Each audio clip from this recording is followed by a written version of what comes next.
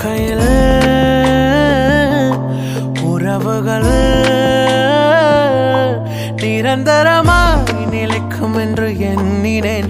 அந்த எண்ணங்கள் பொய்யானதே. வாழ்ந்திடும் நாட்களுள் நிலைத்திடும் ஓர் உறவு என்பதை நான் நித்தம் புரிந்து கொண்டேன். நெருங்கிய ஓர் நண்பனாய் விலகாமல் உடன் இருந்தீர். கலைப்பினிலும் இனிக்கும் நினைவாக நெருங்கி நின்றீர். என் வழியும் சத்தியமும் ஜீவனாய் நிலைத்து நின்றீர்.